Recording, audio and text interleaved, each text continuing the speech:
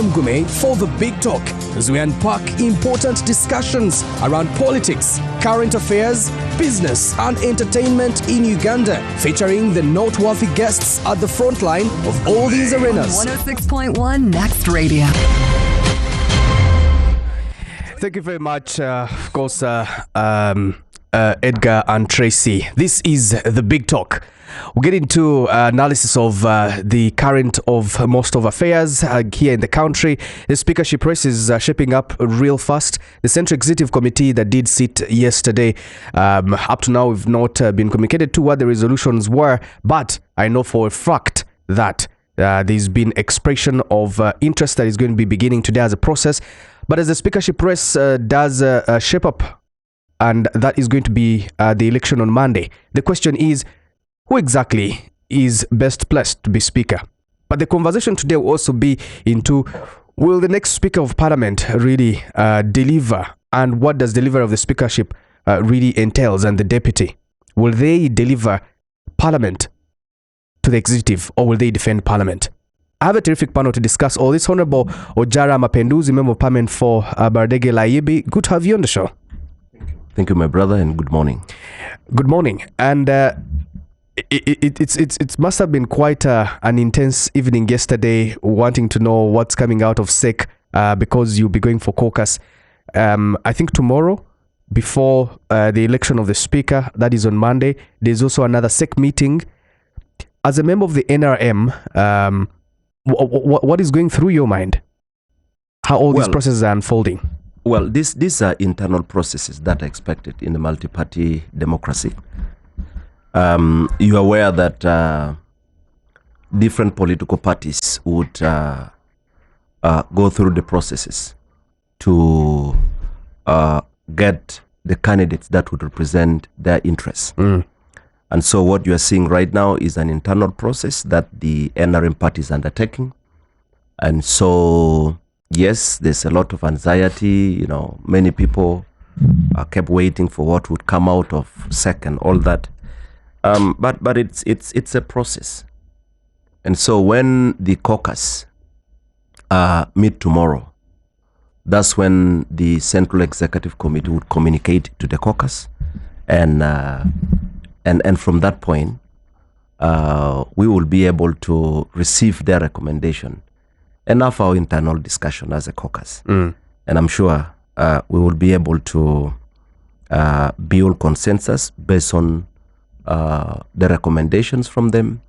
Of course, what I know is that when we have our caucus, there's always room for discussion.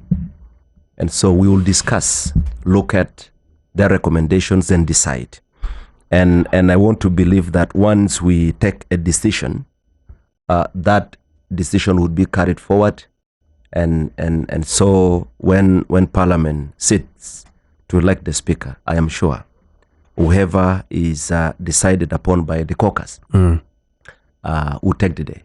Yeah. Right now, I know you could be exchanging messages in your WhatsApp group as NRM, as members of parliament. What sort of conversations are you holding?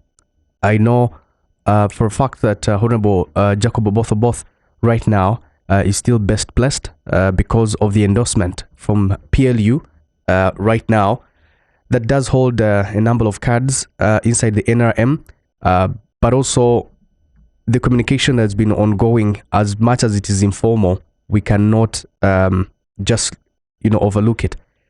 What sort of conversations are you holding as members of parliament inside the NRM? Two things I'll say. One, what is happening right now is different from what happened in 2021. In 2021, again, the party went through the processes.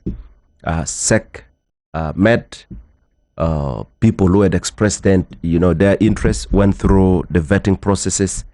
And later on, the communication we received was that the Right Honorable Jacob Olanya had been considered a preferred candidate, and the Right Honorable Anita Mong. And so that was the communication.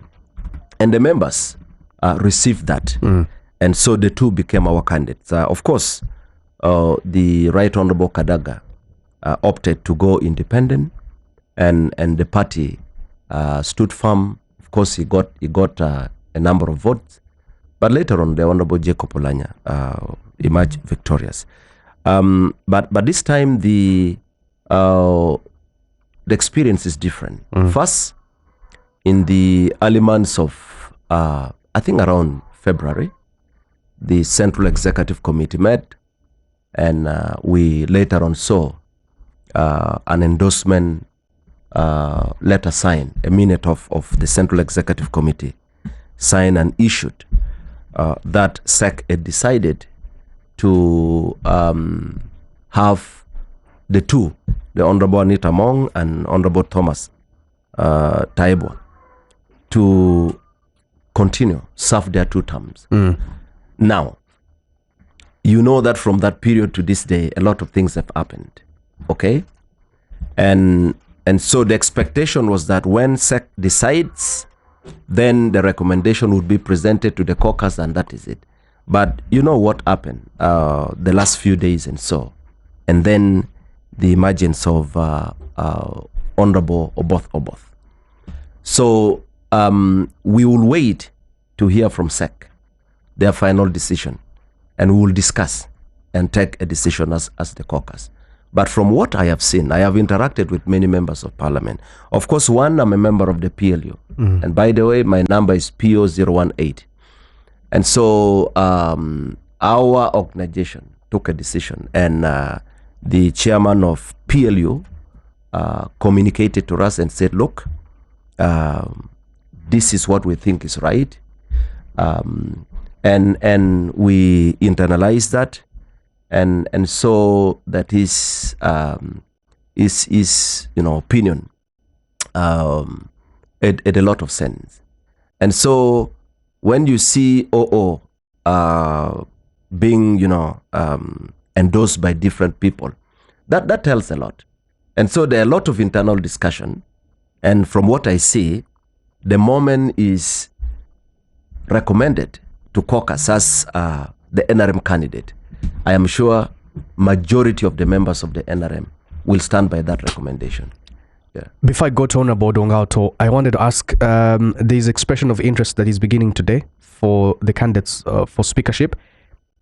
After yesterday and after the guidance of PLU, I want to understand, are there any other candidates inside the NRM apart from Honorable Oboth and Thomas Taiwa that are interested in this race? Yes, I've seen quite a number of people expressing their interest. Even this morning, there on our platform, there are several MPs who are coming up and saying, but of course, people have got different motives. There are those who would want to do that for visibility purpose. But there are those who also know that, when you express interest, probably you will have, a platform where you would be able to express yourself, and there would be internal discussion. So people do that for different reasons. Others to create visibility. Others think, you need to start now and maybe you're looking at the future. But others are also trying to scheme something else. They want to probably have an environment where they can show their face to the president. And so don't be surprised. Many more will express their interest, but they do it for whatever reasons. Not all of them are really interested in, and majority of them know they'll not. But it's not wrong. It's not wrong. Let them go ahead. They know why they are doing it. That's their choice. It's also party democracy. It is. Yeah. Joining us on the show is Honorable Odonga Otto, political philosopher and analyst. Always a pleasure having you here on the Big Talk. After yesterday's SEC, what are you picking? I first of all thank my brother Honorable Mapenduzi and congratulate him. Thank you. The other day we were whispering in the corridors. We were all in FDC. We took a lot of time planning how to overthrow this government. Lot of time, midnight meetings, taking coffee. So today, when I hear now he's saying, our caucus, I said, hey, Africa. No, I'm waiting for you. I am really praying that but I'm your well-wisher, you know that. Yes. Africa is very interesting. And I think what SEC did was right to open the doors for other people to stand. But those people are going nowhere. They don't want to stay for internal democracy. they will be nominated just for the record, and immediately they do that, that would mark the end of the story. So it's good they allowed open competition. So my good friend, Honorable Lydia Wanyoto, Honorable Andrea, Honorable Who, they can go and contest. I'm expecting my friend, Honorable Norbert Mao here. So let them go and contest. But my thinking is that other than those endorsed by SEC and PLU, the rest are participants. They are not competitors. You know, in primary school, when we go to print for 100 meters, they say competitors, get on your marks. They are addressing competitors. So if you know you're a participant, you'll just be maybe for a comedy show. So what is going to happen in Parliament? I'm curious if you now believe that PLU wields more power inside the NRM than NRM itself, because you said if there's not, if the others are participants.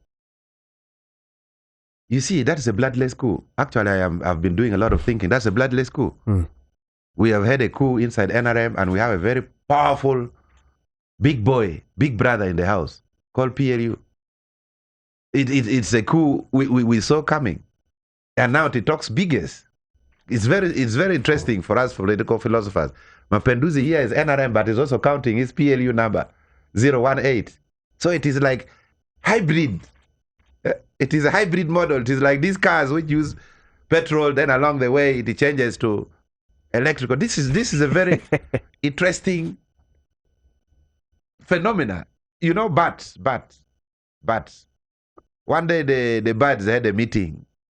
The birds attended the meetings of the birds because they can fly.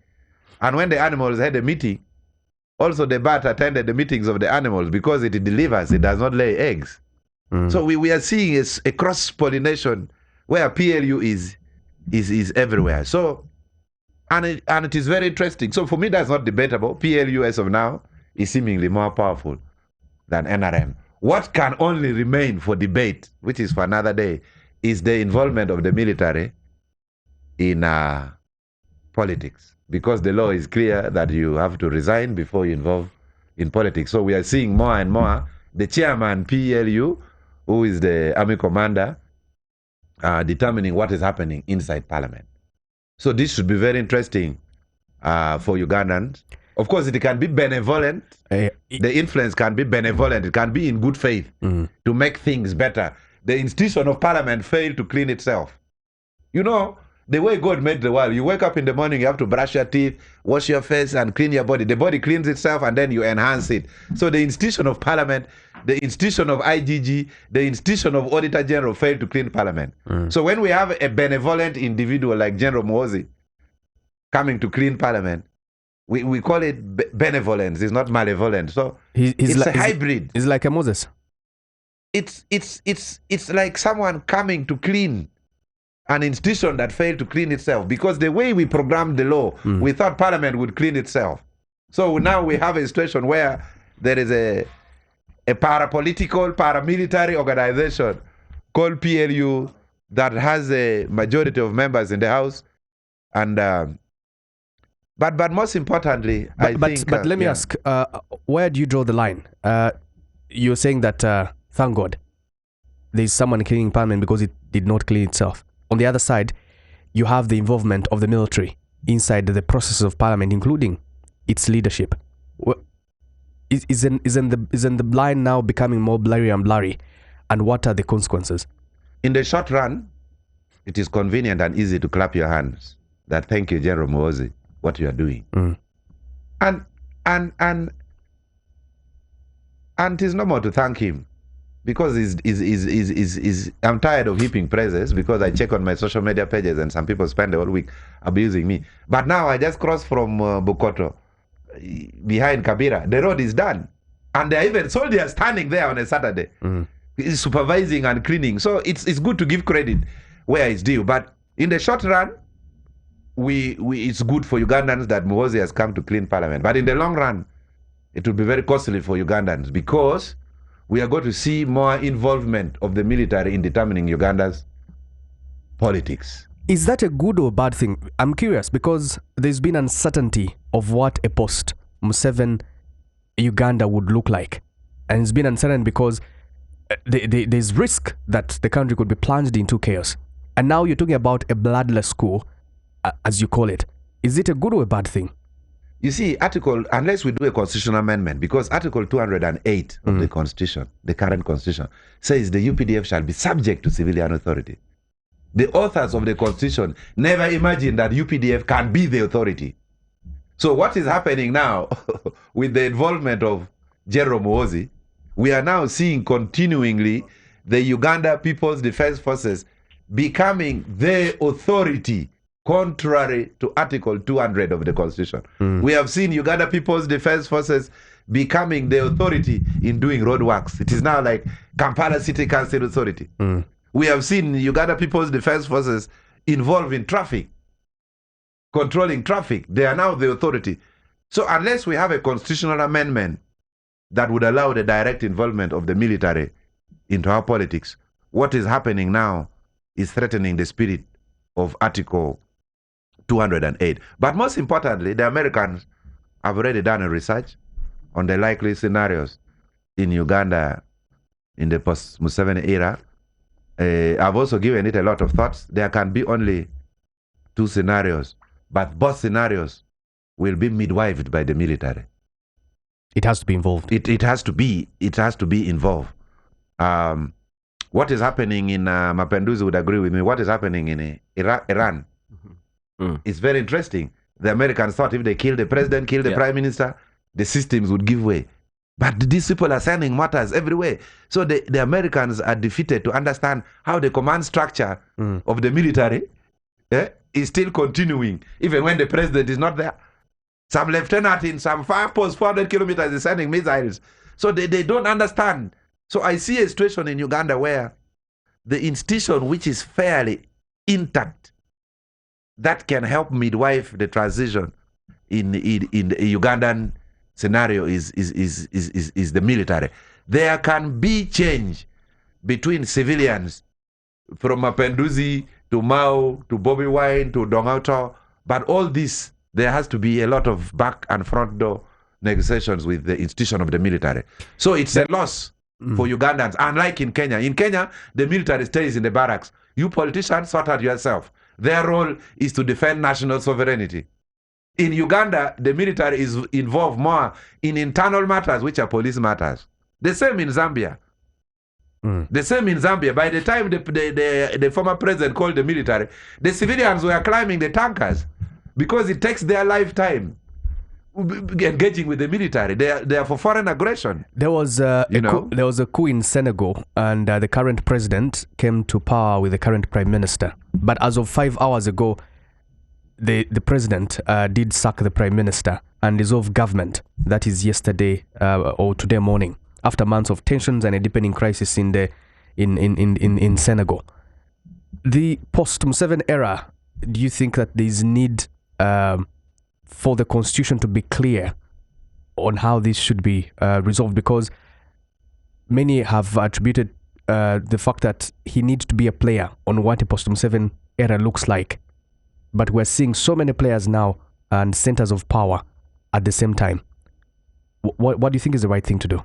You see, I stated here 2 weeks ago, if the law is not amended, General Muhoozi cannot run for presidency. That is it. He can retire from the military. And I don't think he can retire from the military, because the only life jacket he has before jumping into the swimming pool is the military. I don't see that in the next 10 years. He can learn how to swim. I don't see that in the next 10 years. But Canary, what I think, and you Ugandans should bother to agree with me or think with me, is that, of course, in the NRM, it is dangerous to talk about the post-Museveni era. It is annoying. It is not a very good business for the president to listen that people are planning when he's not there. Even Mugabe asked that when is the Queen leaving? Where is he going? Nigeria, Zimbabwe is not going anywhere. But my thinking is, and this may not be comforting to some people listening, my thinking is, if the army commander was someone else other than Museveni's son, the military would have a very strong role in the post-Museveni era. So it's a little murky.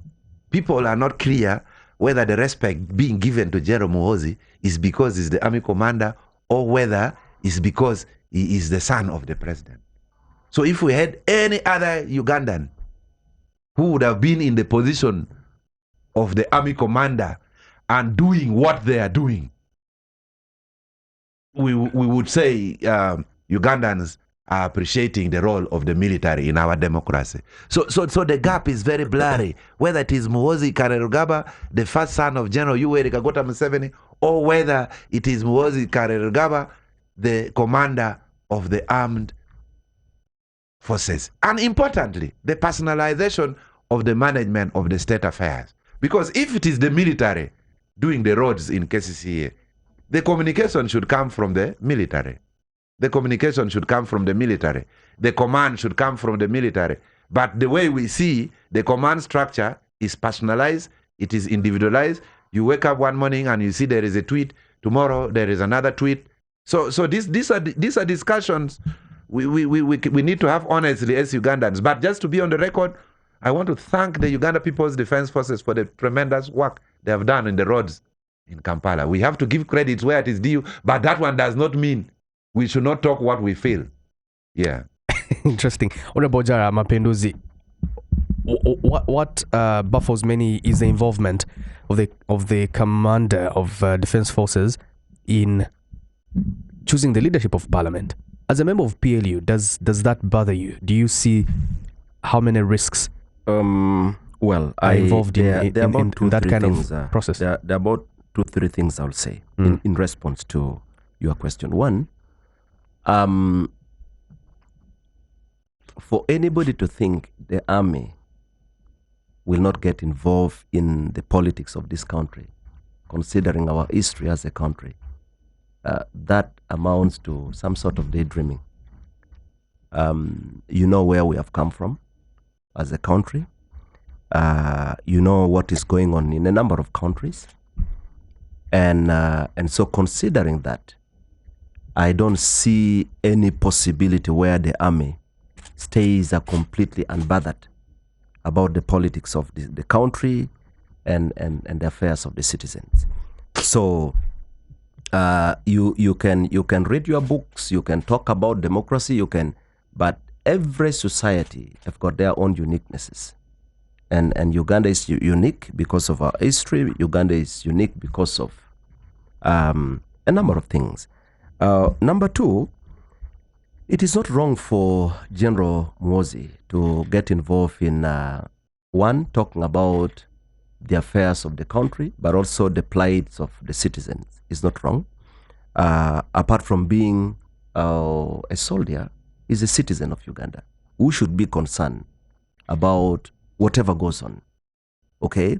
And so when he tweets, so when he decides to make comment or condemns what is not good for the citizen, it shouldn't be considered as interference, because he has a duty, he has a right as a citizen to talk about what affects him and what affects the country. Unfortunately, sometimes people tend to look at only one side. You are CDF, you are a soldier, you are that, forgetting he's also a citizen, forgetting he's also a stakeholder, just like you are. He's also a voter. He's also a voter. He on voting day, he wakes up and goes to vote like any other person. And so if you're a voter, and so why should you not be concerned? And so I think that should be treated at that level. But of course, but let me come to the third part. Okay. Just as Honorable Odonga Otto put it, you can do all that, but also you should be sensitive to certain lines. Yes, you have the right to do this and that and be involved in this, but again, you shouldn't forget the responsibility you hold, and so it should be clear, all right? And the other thing is, let me talk about tweeting. You know, we need to acknowledge that the world has gone digital. If you used to write letters, you used to tap right and all that, the world has gone digital. globally, leaders now communicate, online and all that.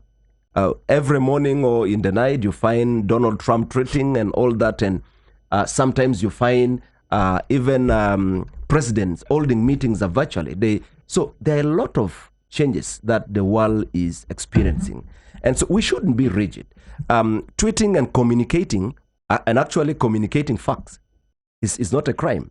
You don't need to have meetings and all that. And some of the tweets are very entertaining. I think also they should make a border between official tweets from the army commander and those ones which are to light up the weekend. The other week he tweeted that those ladies in Nigeria with iPhones after Anita is coming for them. But you see, again, that goes back to you and I, that sometimes we also need to need to acknowledge that Hon Odonga Otto is human, so he also has his time to tweet and joke and all that. The other time he says, any Munyankole found eating pork will face the law. So I find that very entertaining. But I think what Hon Otto is saying is that sometimes you do not know whether to take the information seriously or not.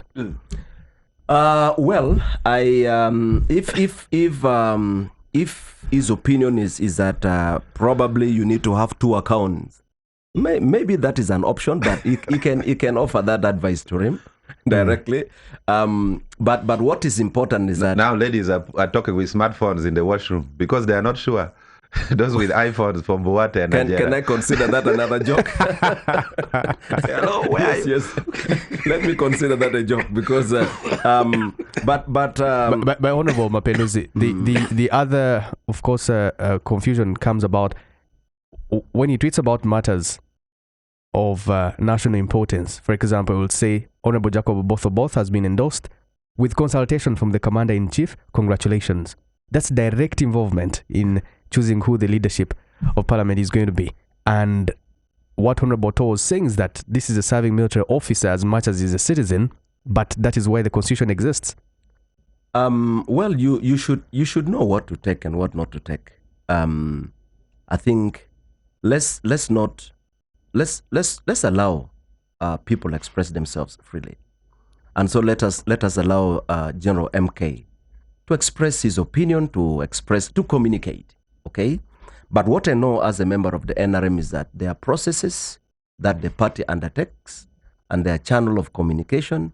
And so, just as I told you at the start, SEC sat yesterday. I'm not part of SEC, so I cannot tell you what could have been discussed. And as a member of the caucus, we will wait tomorrow. Okay, but as a member of PLU, do you find yourself in a very confusing state? As a member of PLU, I think my chairman is doing a good job.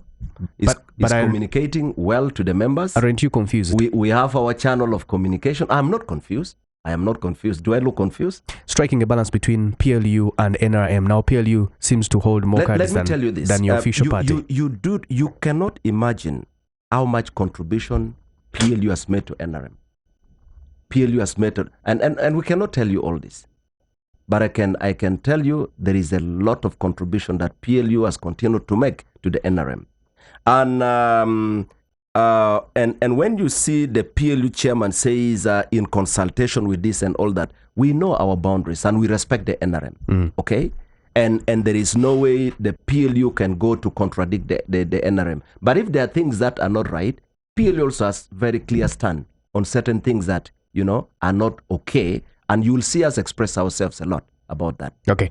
So when you see our chairman speak, that is our voice as PLU. Let me ask you, before I cross over to Honorable Otto, let me ask you something about regional balance.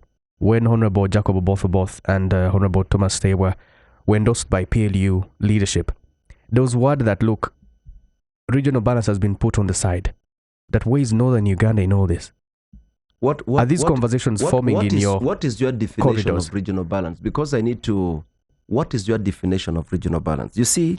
to have representation from all parts of the country. And for long, the North has been saying we have been sidelined. Well, I do not want to get into that, because if you're talking about regional balance, that is a little broad. The fact is that we have had a speaker from the North, but if your definition of the North is as many people would want to put it, then you will have to take from West Nile to Acholi to Lao to Karamoja. Of course, the political north now has gone, So if you are talking about positions in government, yes, there are gaps that we have talked about. But you see, the position of the Speaker of Parliament is competitive. It has a lot to do with competence. It has a lot to do with majority support. And so you are not going to impose. You will see tomorrow or the next day on Monday, when we are electing the Speaker, many people will come up to contest. And of course, I know the NRM will have one candidate that we will have agreed upon. And so it's not about where somebody comes from. It should be first about competence. But also we are in a multi-party democracy. It should be about consensus. It should be about what the majority party thinks. All right? So I am not going to reduce it to that. It's, yes, I would want to see where I come from. Being taken care of, having a stake in the affairs of the country, okay? Sitting in front and having, sitting on the same table. But we should also respect that there are certain processes, certain requirements, and there are certain standards that have to. So, and for me, I would like to keep it at that level. Yeah. Okay, Hon Otto, does regional balance come up as a very big question when Honorable both and Honorable Taiba were endorsed by PLU? I think let's first get to the philosophy of regional balance.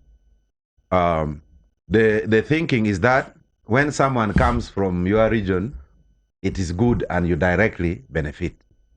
If the vice president is from Karamoja, there is a likelihood that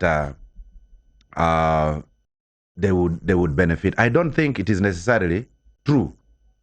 I was coming in this show, I was expecting Norbert Mao to be here. I wanted to ask him, you are being Minister for Justice and Constitutional Affairs. What have we benefited as actually? Just tell me one. Our cows have not been paid. The Moroto Road has not been done. The late Olanya Jacob was working on it. We needed that road from Omoro, Odekla, Gile, up to Karamoja being Tama. What have we benefited? We have the Minister of Justice and Constitutional Affairs. You have one of your own as minister. Isn't that enough? No, it's not enough. Because if you are naive, you will just say, the vice president, the prime minister is from my area. So what does the collective good, what does the society benefit?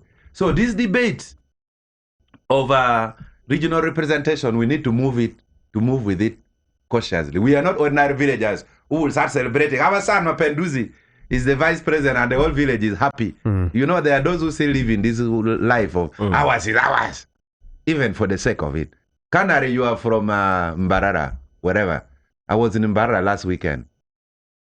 I've seen people hustling in the streets. I've been playing pool with the youth in Mbarara in a pool arena. They are poor.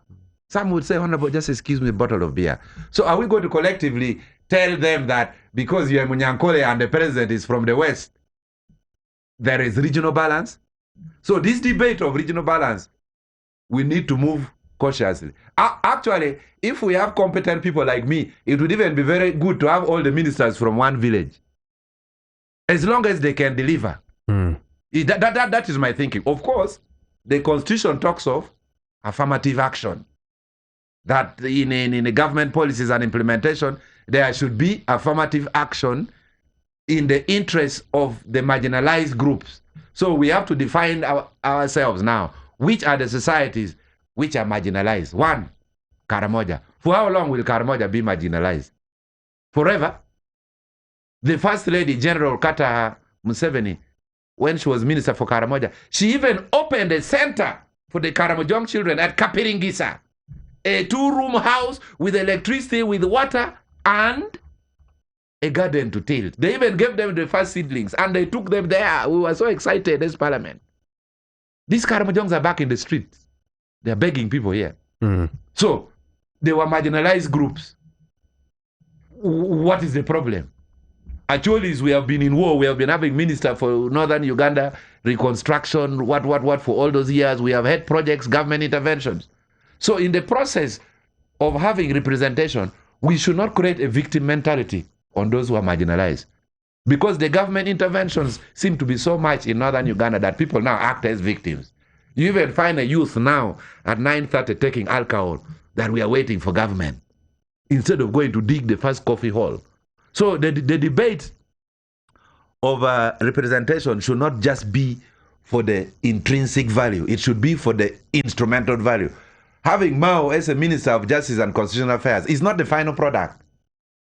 It is an instrument that should change the region. Still a good example is the military. They tend not to focus on who is from where, who is from the west, who is from the north in promotion. They tend to focus on confidence.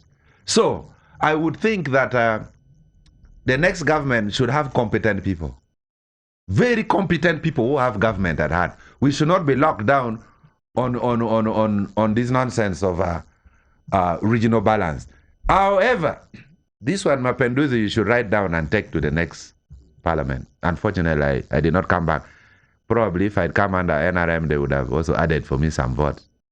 But that's why we need to talk more. Because all those who assaulted to NRM, Mapinduzi are called, they added for them something. No, those who are partially NRM, like Mao, they also added. But those of us who are like that, Mapinduzi won't genuinely. No, that's on a lighter note. Okay. That's on a lighter note. I take it in good faith. Yeah. Okay. But the issue is, in the financial year 2019-2020, when I was still in Parliament, 54% of all the roads that they were tarmac in Uganda were in Western Uganda. This is from the UNRWA report. 54% of the tarmac roads were from one region. And then the rest of the country, North, Central, and East, they shared the remaining 46%. This is where we need to talk of regional balance. Regional balance should not be on individuals. It should be on distribution of services. How many kilometers? This is a shame, actually, that you can tarmac the roads up to the well in your village, and then you leave the rest of the country to share the balance. This is a humiliation. Actually, it should even be an embarrassment to you, Canary, that you are hearing such statistics from official government statistics. You are hearing such things, and then we say we are in a republic. So these are the areas. Affirmative action, Honorable Mapinduzi, should be more in service delivery. Should be more in service delivery, because there has been so much intervention. We have put 200 billion in the presidential banana initiative. That is also in the West. We have also put another 200 billion in silk production. That is also the West. So those of us from the Northeast, we are just there that, but the district local government, Dokolo district local government is getting 30 billion from the central government. And yet we have put 200 billion in presidential banana initiative, which is a budget of 4 local governments. No wonder the quality of bananas coming from the West is unbelievable. I don't think that the president sits down and directs that most of these resources be directed to initiatives around a particular region. Not the president. For President Museveni, is actually not only a nationalist, he's even a Pan-Africanist. There is a time I had a one-on-one discussion. I was debating certain issues. Then he said when he went to fight the Arabs in South Sudan, he went as a Pan-Africanist. So for him, he's more of a Pan-Africanist. He cannot say, take this thing to our home. It is people in the civil service who are positioned there, who do these things, Canary. I don't want to cause more problems, but let me even tell you, 40% of this parliament is from Western Uganda. 40%. So is it a national parliament? Gulu, Kidgum, Pade, the entire Acholi, we have 35 MPs. 28. The entire Acholi, Gulu, Kidgum, Pade, Lamuo, Noaya, Omoro, 28. The entire Lango has about 30 MPs. 31. But Bushenyi, the Bushenyi, where Obote kissed the ground like this, Bushenyi, the traditional Bushenyi, one district has 35 MPs. So one district can vote against the entire sub-region. Just the traditional Bushenyi alone has more MPs than Lao parliamentary group. The traditional Bushenyi alone has more MPs than the entire Choli. So these are the issues where we have to be talking about of affirmative action, not whether Odonga Otto is the vice president. No, the issue is the final person down there in Amwalata, the final person down there in Ishaka. They want to get services. They want to get drugs in hospital. They want to get good roads. They want to get products from government. So leave President Museveni out. Actually, it is President Museveni's idea of PRDP, of this money they're giving 1 million. Is PDM has reached out to the ordinary man, irrespective of the region you come from. So these corrections has to be made. In fact, the National Parliament needs to be reconstituted. The National Parliament needs to be reconstituted. The composition is fake. And while I was in Parliament, I raised this, and God bear me a witness. Even the population, the national population census, the statistics is wrong. There is no way Ugandans can be 45 million. Canary, no way. We cannot be 45 million people. There are those who reach the population census results because they knew out of the numbers of people you have, that one determines the number of MPs. The number of people in the constituency determines the number of MPs. In Guru Kidgumpade, when visitors are coming, you sweep the compound, you clean the toilets. So when they were planning to count people, we were hiding the lame people because it will spoil the name of the home. But in other areas, they were increasing the numbers. Please, you can look for me. This discussion can continue up to somewhere else. The population census of 1962, the most populous tribe in Uganda were Baganda. The second most populous tribe in Uganda were Abateso. Now, the recent population census released by this government, the most populous tribe in Uganda are the Baganda. The second most populous tribe in Uganda is Banyankole. In 1962, Banyankole were number 7. So they jumped all the tribes and came up to number 2. They are producing more than Itesots. That is a lie, because they wanted to increase their numbers so that they have more MPs in parliament. And it is scientifically tested that those, because if you check the GDP figures, Honorable Mupenduzi, but Honorable, the GDP, the standard of living in Western Uganda has improved. Those who have high standard of living don't produce many children. So I need a scientific explanation how some tribe can behave like they're sprinting and running around the field and come from number 7 to number 2. This is rigging, and that's the same rigging that has made 40% of parliament be from a particular region. I also don't find any scientific evidence on how the population of a certain area increases the number of MPs. It does. Per constituency. It is in the law. The moment the number reaches 80,000, the law is such that the Electoral Commission has to demarcate that constituency. Let's take a break. What should the 12th Parliament look like? Big Talk with Kanari Mugume every Saturday, 9 to 11 a.m. on the audio. 106.1 X Radio. This is the Big Talk. My name is Kanari Mugume. In the studios this morning, we're discussing the speakership race and how the 12th Parliament will shape. We're now joined by Honorable Solomon Sirwanya, outgoing Parliamentary Commissioner. Good to have you on the show, Honorable. Good morning, listeners, and I'm happy and glad to be here. Well, before we get into the discussion, there's a planned UETCL maintenance works in Greater Kampala Metropolitan Area, and UEDCL would like to inform its esteemed customers in the Greater Kampala Metropolitan Area that their supplier, UETCL, has scheduled power shutdowns from the 14th of May 2026 to the 2nd of June 2026. Look at those areas around Lugogo to Barikudembe, Bukoto, parts of Naguru, Lugogo bypass from 7 a.m. 6 p.m. on the 24th of May to the 2nd of June is going to be a planned power shutdown from 7 a.m. to 6 p.m. Then areas around Chireka, Mbalwa, Kasokoso, Chiganda, parts of Masozi, parts of Chireku, Ndagire Road, Namugongo, Lubao, and parts of Nalia, 7 a.m. 6 p.m. on the 24th to the 26th, and then 28th, and then 30th and 1st of June. There is a planned power shutdown from 7 a.m. 6 p.m. and then areas around Chambogo Estate, Nabisunsa, Nambole, parts of Chambogo, Chinawataka, and parts of Namamve Industrial Park is also a planned shutdown of power. That is on the 25th, 27th, 29th, 31st, and the 2nd of June. That is from 7 a.m. to 6 p.m. UDCL appeals to the affected customers to plan accordingly during this period.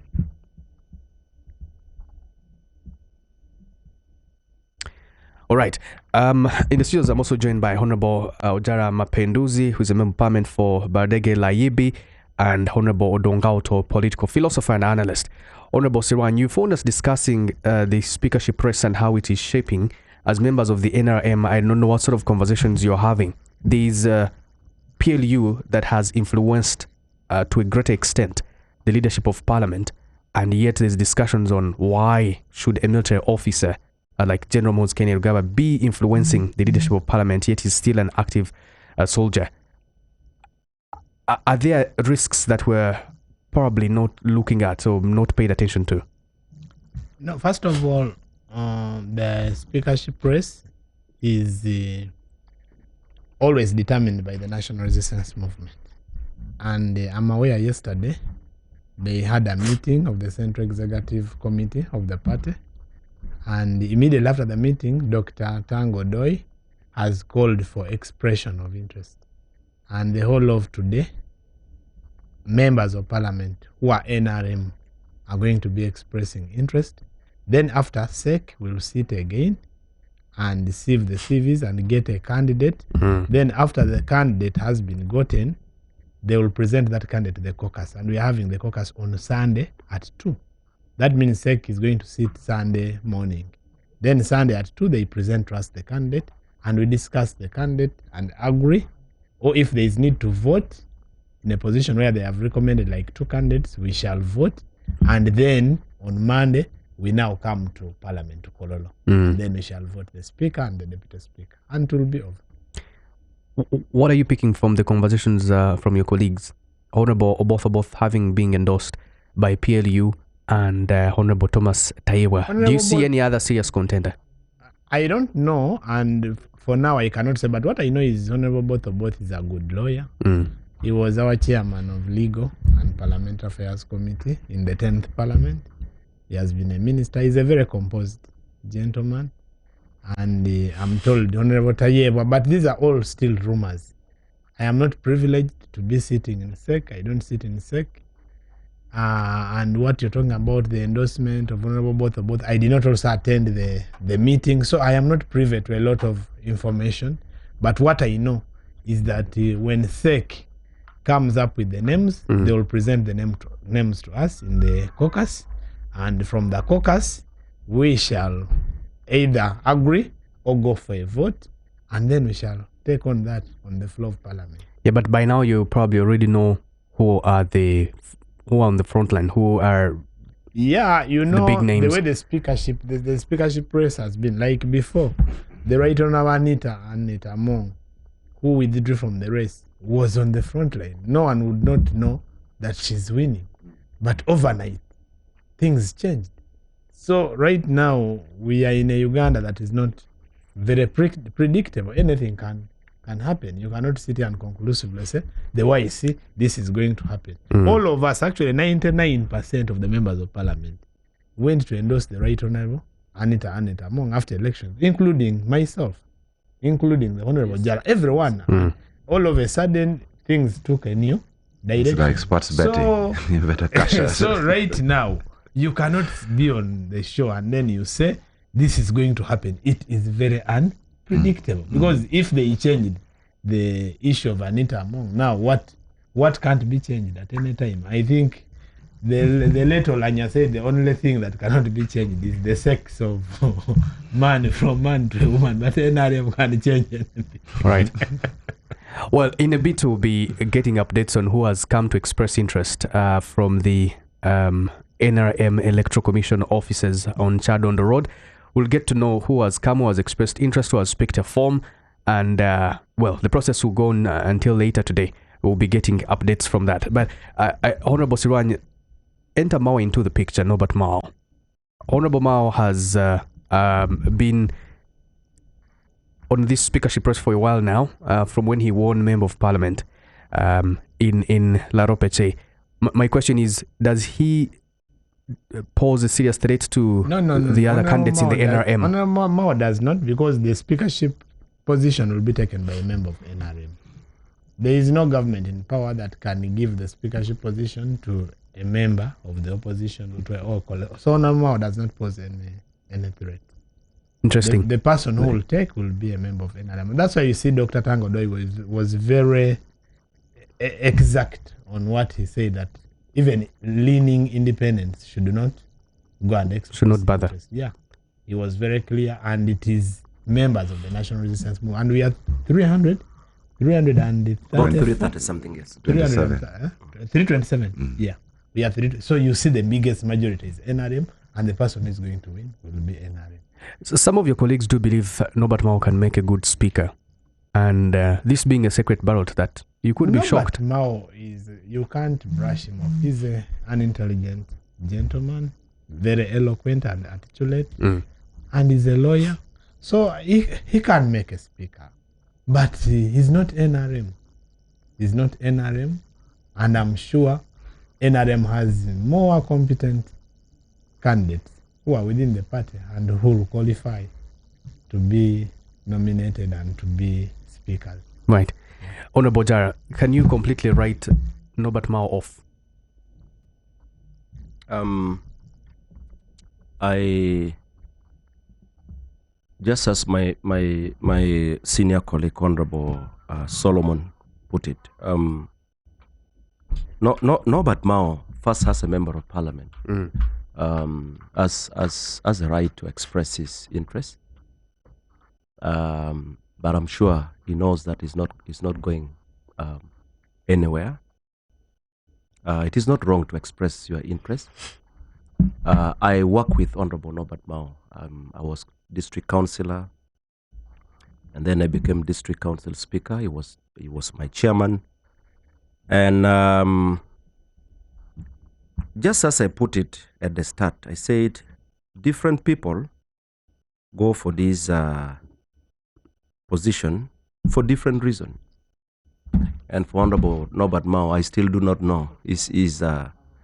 I do not know the intention. If the intention is really to win, then I think he needed to have taken a lot more time thinking. Whether it's I can tell you without any fear. Sorry of to cut you short, Honorable. Let's just listen in from what Honorable Dr. Tango Doi is saying from the NRM Electoral Commission. Let's just listen in. Okay, we'll get to Dr. Tango Doi a little bit later. Of course, that is the expression of interest. We're yet to know who has gone ahead to express interest. But sorry to cut you short, please go on. So just as he put it, without any fear of contradiction, the NRM members of parliament will definitely give their votes to the candidate who will be endorsed by the caucus. There is no doubt about that. Yes, Mao may get a few votes from his party. Now I have seen Noop also as a candidate. So if he does a good job, he can get the 6 from DP, or he may even end up getting less than the 6. Because I have had comments from members of the Democratic Party and all that. So, but it's okay. It's okay for him to. I have also talked to a number of MPs who keep on wondering who Mao speaks to.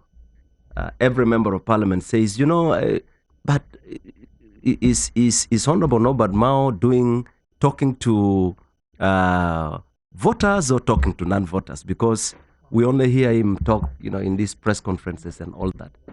But that is his approach, and he has not talked to me about his candidature. So I cannot make a lot of comment. But what I know and what I can tell is that I don't think he deserves my vote. I will give my vote to the NRM candidate. You don't think he's a competent candidate, or because you're NRM and you go by the party position? I even don't think it's necessary to talk much about that, because he will not get my vote. What sort of conversations are forming inside the Acholi parliamentary group? You see, the election, the speakership thing is not a discussion for the regional caucuses, okay? And we cannot reduce it to that. It's not an actually thing, all right? We are in a multi-party dispensation. Different people belong to different political shades. We have our internal discussion, and we will stand by that discussion, and that is the decision we will make on Monday. So it's not tribal. Sometimes, I don't think it should be, but sometimes when you're counting your votes, you begin 1 with your political party, 2 with the closest of the allies, which in this case I would imagine Acholi parliamentary group perhaps begin with those. You count 9 from DP, you count a few from Acholi, and then you move on to that's politics. Fortunately, we are not doing it like that. We don't want to turn it tribal. It's not. We are not electing a speaker for a cultural institution. This is a speaker of a national assembly, and so we cannot reduce it to a tribal discussion. Right. Yeah. Honorable- And I don't think anybody would want to bring that as a topic for discussion in the Chole parliamentary group. Okay. Yeah. Honorable Otto, what do you think was Mao's endgame when he threw in his hat into the speakership race? When I was just leaving university in 2000, my good friend Mao welcomed me to parliament, and I told him I was running for MP. I was 22 years old. And I asked for his advice. And he posed the question to me that what do you lose? What do you lose when you run? He gave me a treat, he gave me lunch. And that word kept running in my head. What do I lose? So I went to run for elections and I won. I became the youngest MP at 23 years. I defeated a government minister. Every time the campaign becomes difficult, I would just remember the same thing which Mao asked me, what do you lose? So I think this thing Mao asked me, he's also asking himself that what do I lose? What do I lose by running for speaker? So he's individually galvanized. Now, when someone is coming from that perspective, that what do I lose? Will part of my skin be removed? Will my suit be torn? Will my car be removed? So the moment you realize you don't lose anything, you appear on the scene like Al-Shabaab. You know, Al-Shabaab, when they see many human beings in the stadium, they say, this is a very good raw material. If we kill them, it will be very good. Because making the bomb takes up to 6 months. So to just kill 2 people with a bomb, like the way the other ones did on the border at the express highway, is not a good thing. But when they see so many people gathered, then they bomb, then they say, yeah. So Mao is coming from that perspective. So when you are criticizing him, you should know he's in a different world.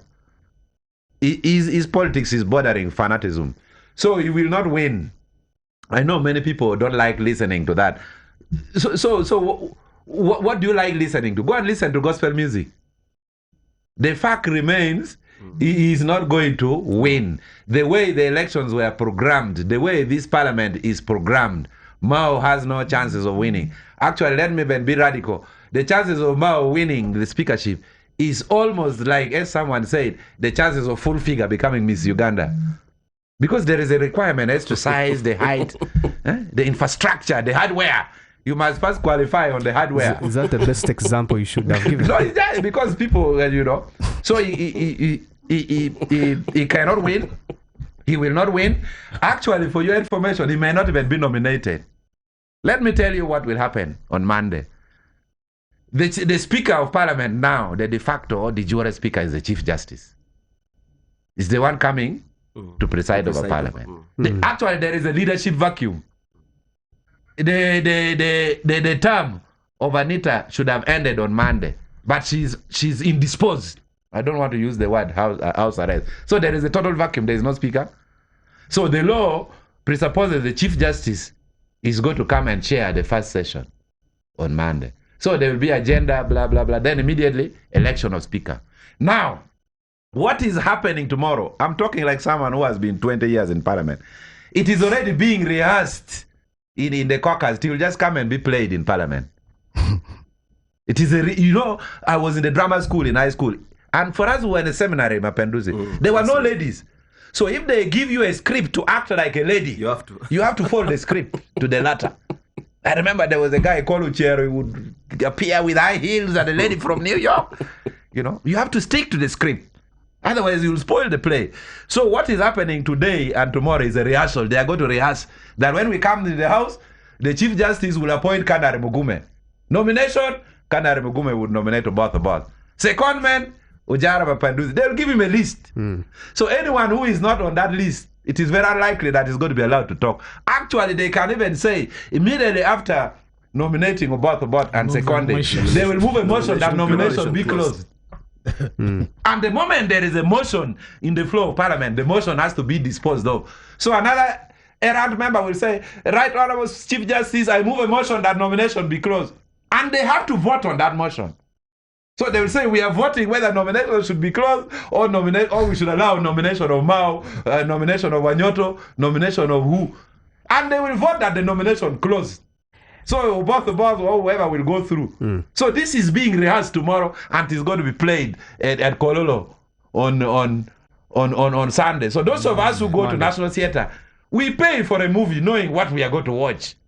It should be predictable. So I can predict there may be, if the Chief Justice is judicious, the way I know, they can allow people like Mao and Watt to be nominated. But again, I've seen online now, if Mao is nominated, that is if he gets a person to nominate him.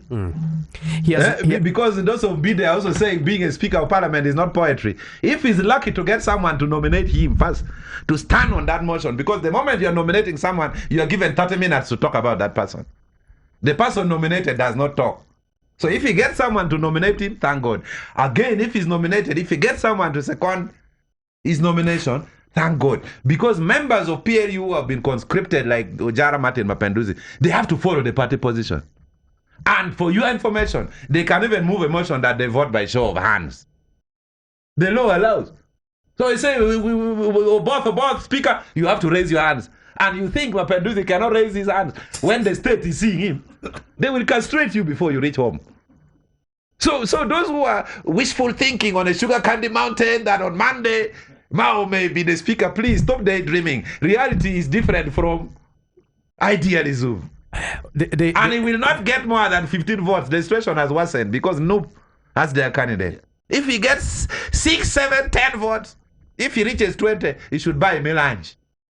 It's not possible. There's also a word, Honorable Otto, there's also a word that the other candidates that had expressed interest were to make sure that Honorable Anita Among does not get the votes as Speaker. But now that she's dropped out of the race, that they're in consensus that both of us should go on and be Speaker of Parliament.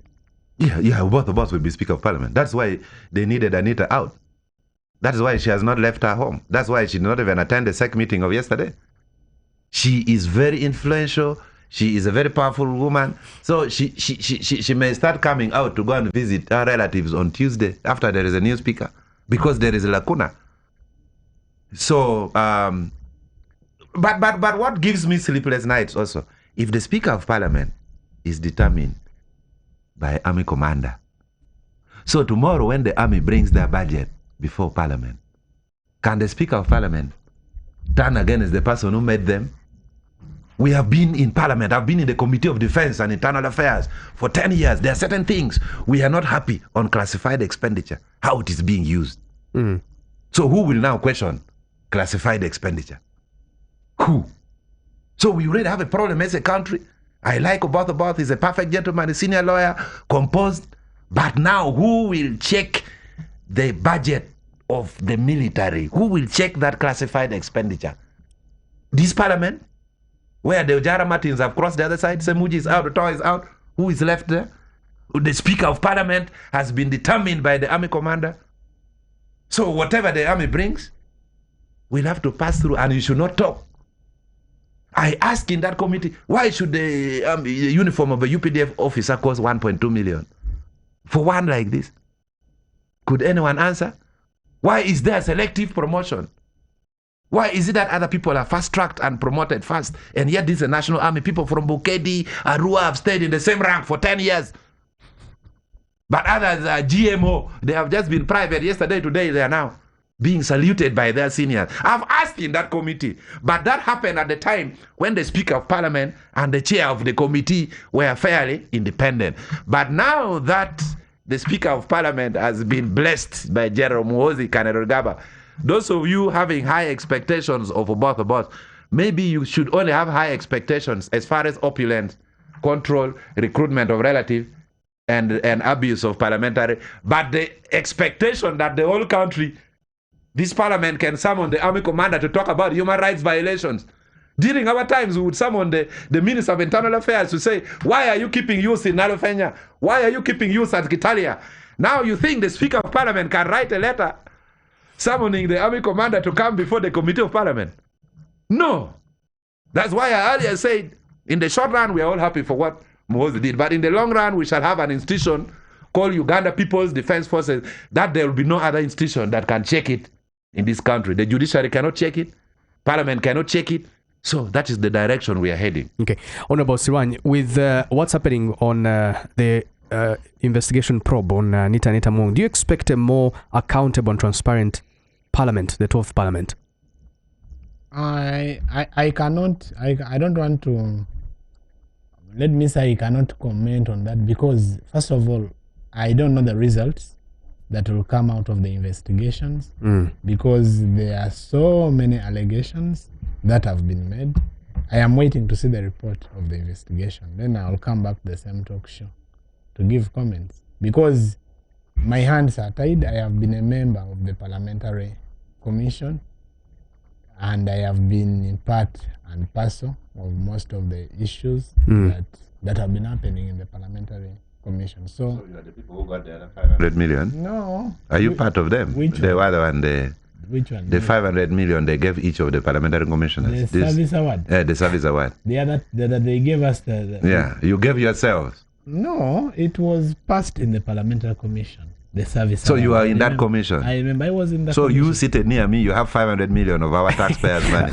Gentlemen, let's first pause and go to the NRM Electoral Commission because right now the Honorable Obiga Rose, woman member of parliament for Terego, has come to the Electoral Commission of the NRM to express interest in the position of Deputy Speaker. Right there, as you see those pictures coming to you live from the Chadondo Road NRM Electoral Commission offices. The Honorable Obiga Rose, woman member of parliament for Terego, has come to express interest for the position of Deputy Speaker.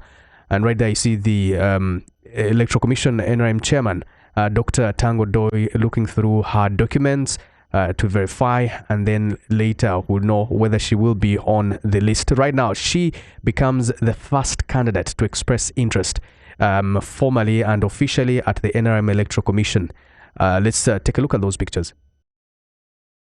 One member of parliament, NRM, from Terego district, and she's expressing interest for position of Deputy Speaker of the 12th Parliament. Thank you. Thank you. I'm so grateful to be here. I'll abide by the constitution of NRM. These are the guidelines. All the guidelines. Continue the peace. Thank you. Members of the press, you are free to interact with her for not more than 5 minutes. Thank you. Thank you. Thank you. Thank you. Where's the other one? Yes. Folders, please. I want folders also.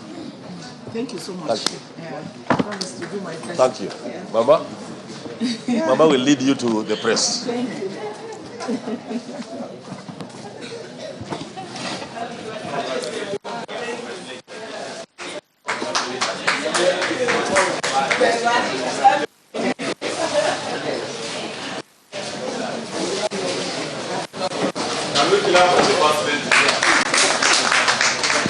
Yes.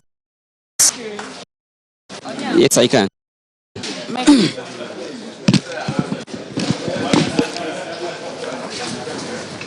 That is where we get the first candidate to be nominated for the position of the Deputy Speaker, and it is the Terego woman member of parliament. Honorable, congratulations on being nominated. You're live on NBS TV. You're the first to be nominated on this position. How does it feel? Thank you. My name is Rose Obiga. I'm the woman member of parliament Terego, and I am the first candidate to be able to give her interest in. And this morning is so beautiful. In my language and in my culture, it's believed that the first bird catches the warmth. And I know with this, I'm already the Deputy Speaker for the 12th Parliament. I ask the members of the 12th Parliament to look to nobody but Rose Obiga. This shows interest. This shows punctuality. This shows ability to serve this country, their countrymen and women. Rose Obiga, and I promise you, I will deliver. Honorable, you've been in Parliament. What are some of the gaps that you think should be addressed or you intend to address as the Deputy Speaker? Thank you. There's been a lot of corruption. That one has been leading to favoritism. Some of us could not travel. Like me, I have never seen how the home of the Right Honorable Speaker looks like. And I have been to her office not more than 4 times. Because you go there, you find you are not needed. So it was so bad. And the incoming speaker should treat all the members of parliament equally. And that is what I'm going to do. I promise you, as the deputy speaker, I'll balance the boat. I'll make sure every member of parliament who is in that house is given a chance. Not like the Semujus are just made to speak and speak nothing. So all of us deserve a chance. At times we stand 20 times and nobody gives you a chance to speak. Yet you have something to say about your constituency. Dear countrymen, I'm a sober woman. I'm a lawyer by profession, and I have a master's in gender and governance. I served as president for YWCA and president for... Honorable, thank you. Honorable, there are talks within the NRM that probably the position should be for a man and a man. Do you think that is segregative? No. This position is for both a man and a woman. Women form 51.4% of the population of this country. Therefore, we cannot have a man and a man. It should be a man and a woman. No man gives birth to himself. All the men are born by a woman, and therefore we shall have a man and a woman. And the history has been that there is one man and there is a woman.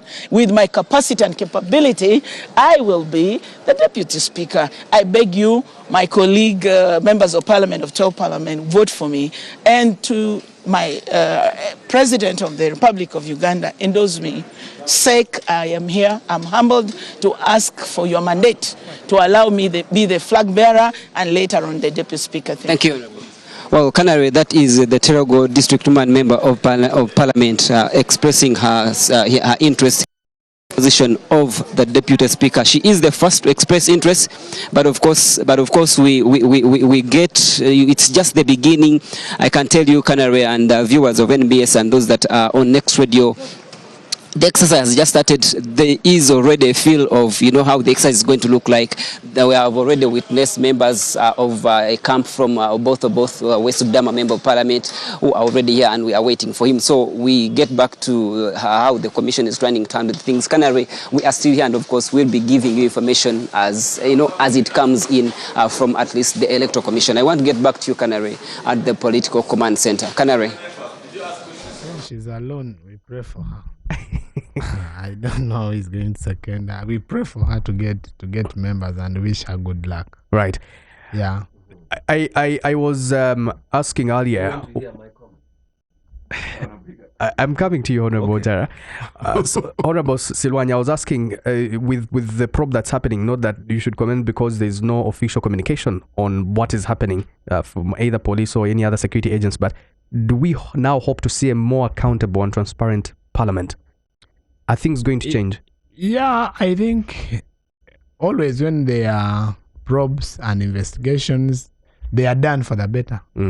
And definitely there must be improvement. And I'm very optimistic that the 12th parliament will be very good. So we are all watching.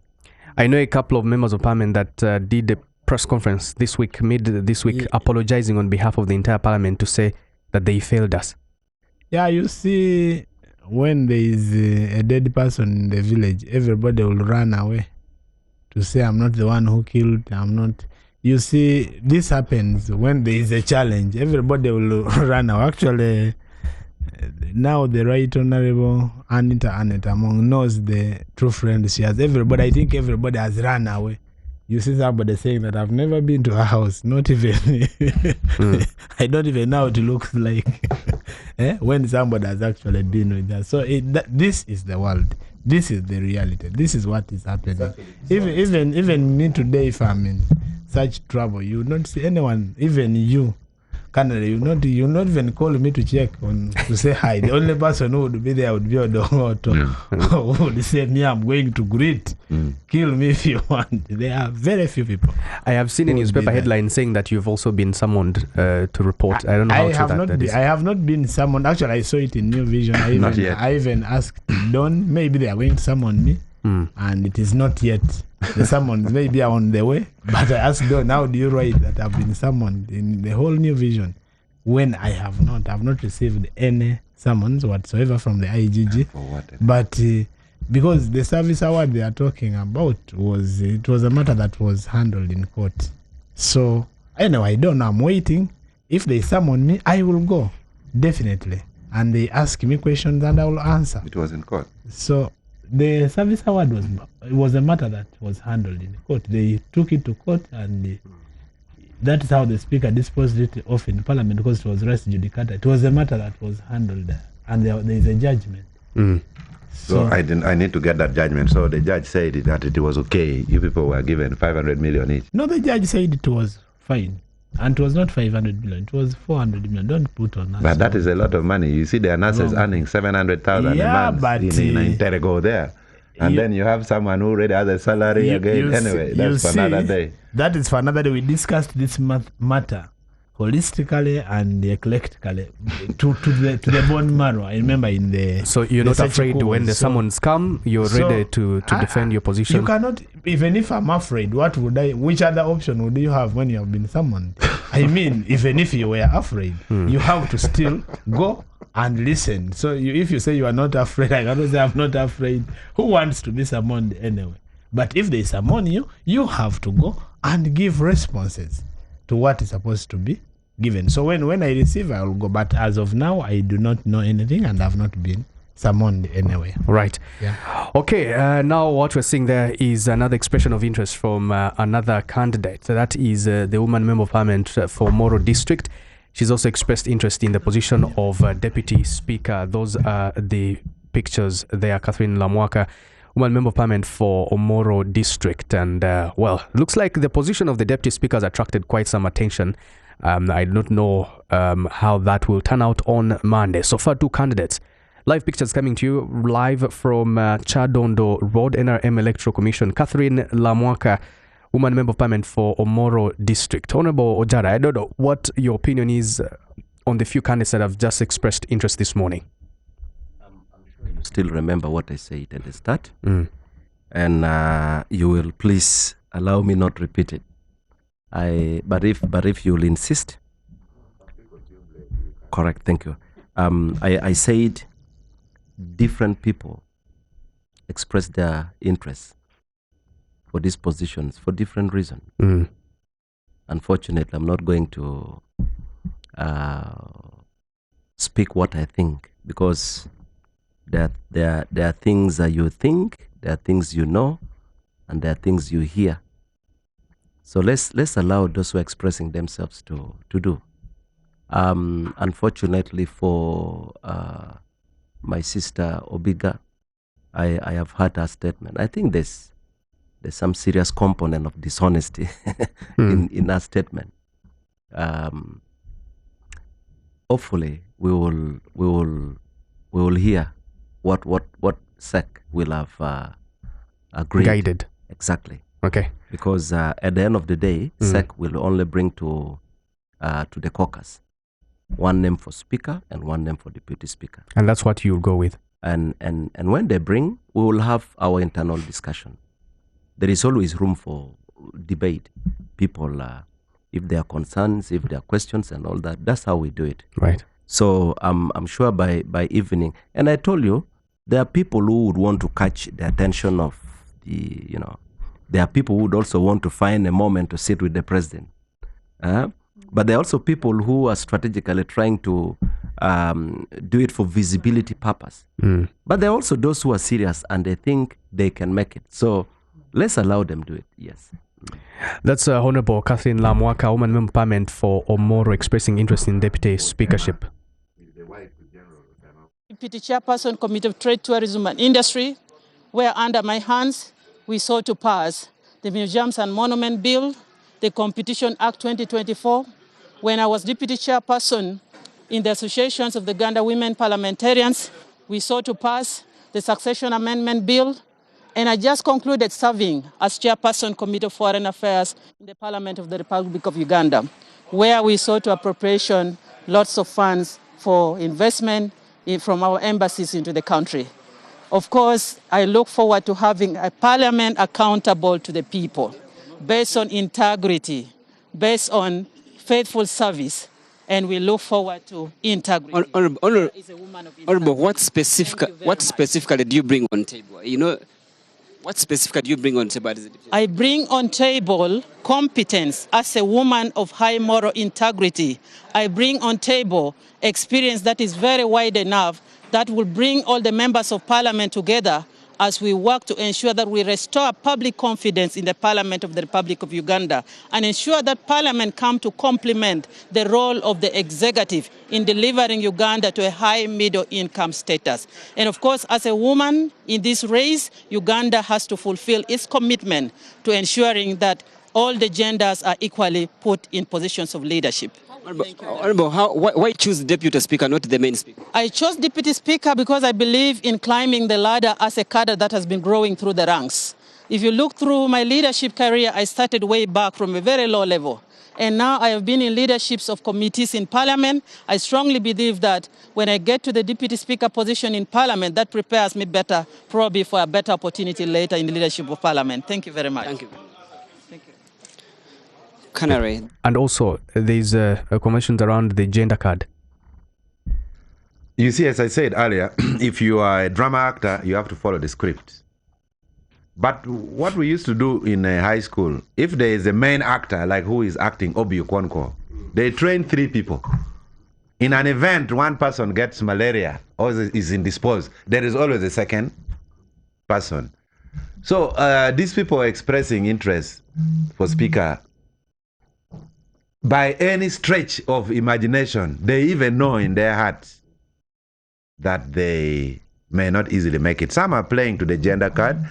Others are saying, we are from the north. I think they are all competent.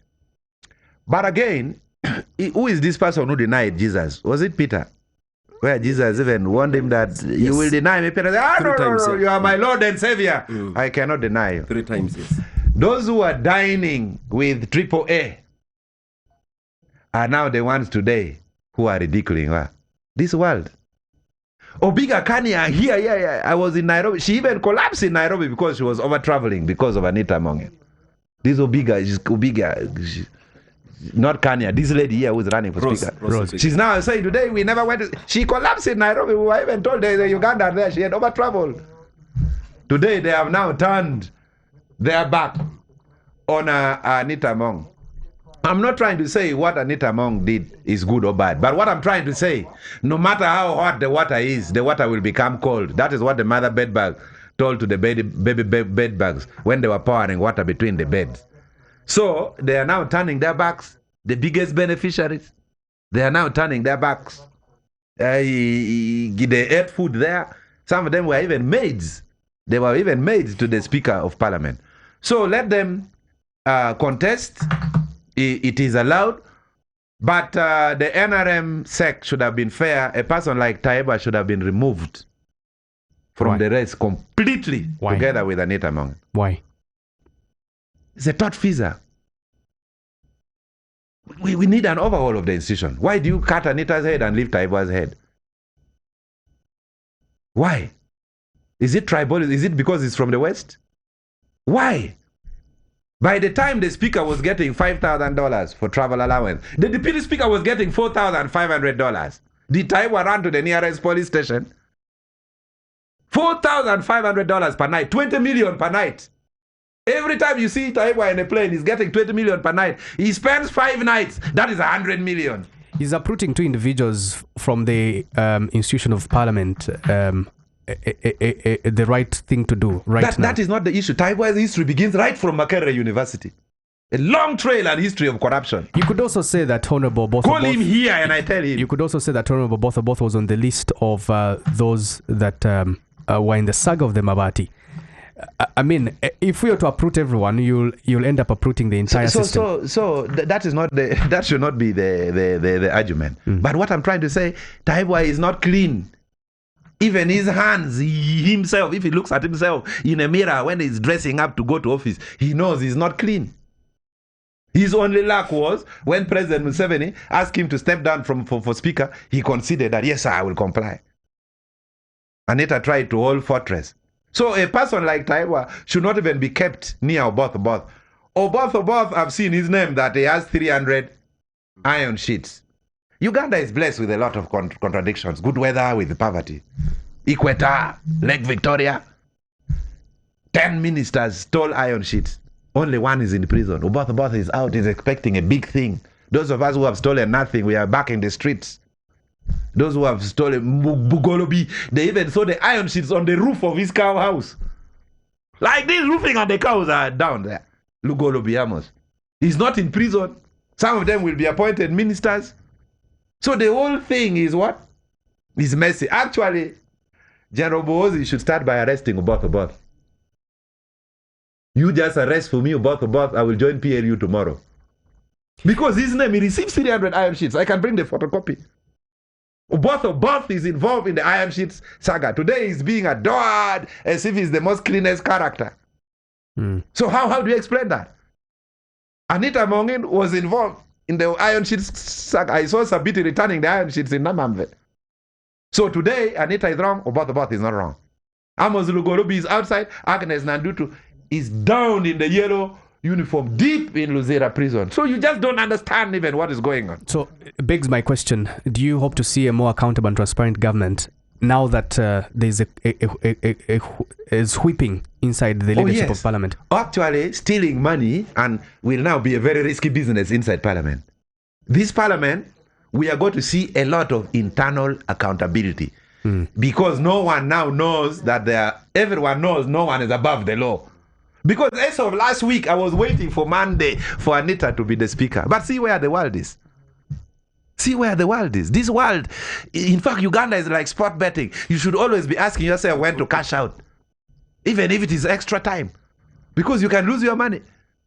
You rather cash out now and get 10 million and wait than wait. So everyone is dirty, and I challenge Oboth. Come to the national TV and apologize for the issue of iron sheets. Taibwa, you know what you have done. Taibwa, you know what you have done. Your conscience is not clean. So it's like we are changing a dirty egg with another dirty egg. Everything is a total mess. That's why the candidate of Mao was being welcomed by very many Ugandans, because there is a belief that his hands are not tainted. So everything is ugly. To my immediate right, I'm sitting with someone who got 450 million from parliament. I have never held that kind of money in my life. I did not do anything. Now we see the arrival of Honorable both Jacob and Thomas Tayewa that are going to express interest. We do see live pictures right there coming in. The Honorable Jacob both is going to express interest in the position of speakership, and that is also Thomas Tayebwa, the outgoing Deputy Speaker of Parliament, right there, going to express interest at the NRM Electoral Commission headquarters on Chadondo Road. Yes, right there. We'll of course keep monitoring the event, but I see that in the company of some members of PLU.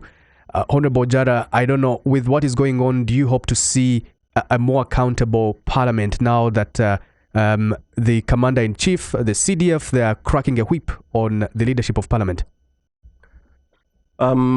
Just to briefly talk about the, of course I have seen Honorable both's name on the list of those who receive the iron sheets. What I did not see, or what I've not been able to understand, is the circumstances under which he received it. Of course, I know that the practice has been that many members of parliament, whenever they have got challenges that require iron sheets, say, for schools or health facilities and all that, you could have a school that has been affected by, let's say, storm, and then you approach the disaster team, and sometimes you require iron sheets. And I know there are a number of a number of MPs who have made such requests, and they're given.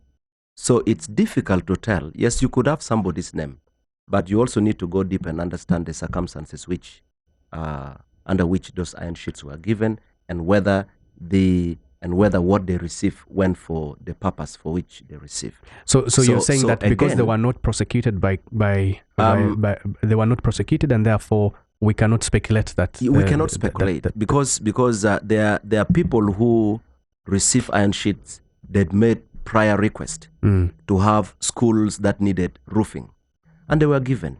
So and the question is, then it goes back to who gave. If somebody requested and you gave, where did you pick it from? If you diverted what was meant for another area, then the one who received is not the problem. The one who diverted becomes so there are those technicalities that have to be handled. But let me come to the question you've asked. You accountability and transparency in the Parliament. Or both is to a large extent, and to the best of my knowledge, is very hardworking, but also honest.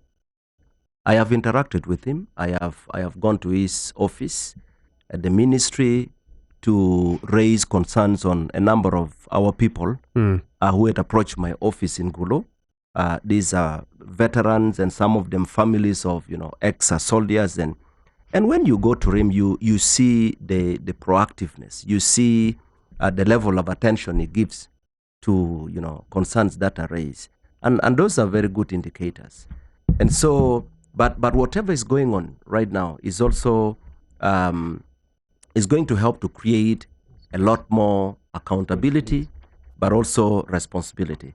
So I want to believe that Honorable both is going to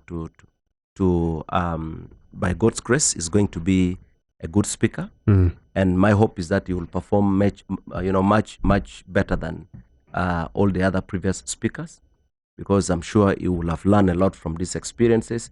But also, I am sure everyone who wants to be speaker now understands that Ugandans have expect Parliament to be managed in a certain way, and we should learn from that.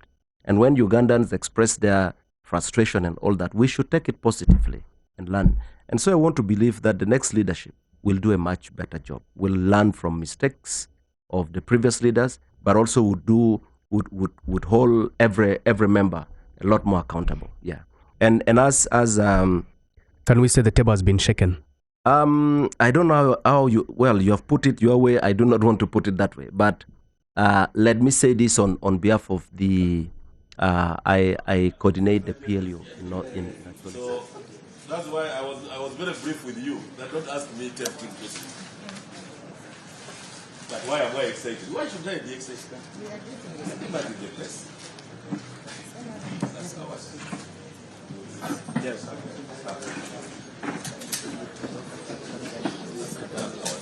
Bring the book. Give it to him too.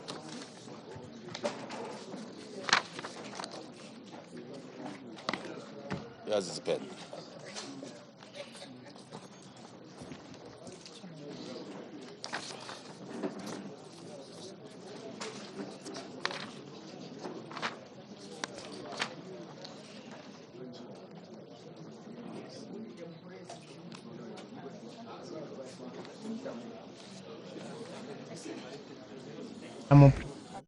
But I'm always optimistic in all situations. I know we are going to have a better Parliament, and I'm going to be part of the team that is going to be in that Parliament.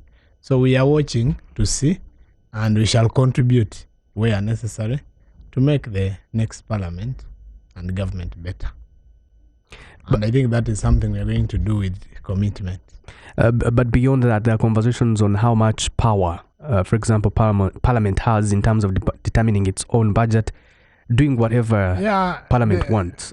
Parliament not accountable to anyone. Parliament. All auditors are officers of Parliament. Parliament has power, and I don't want anyone to dispute that. Article 77 of the Constitution that establishes Parliament, and Article 79 that talks about the roles and functions of Parliament are very clear. Parliament is an independent institution that makes laws, and it is the supreme institution, the only institution that makes laws for the land. So, right there, from Right Honorable Thomas Tayeba, Member of Parliament, I think Ruhinda North, expressing interest to contest for position of Deputy Speaker of the 12th Parliament of the Republic of Uganda.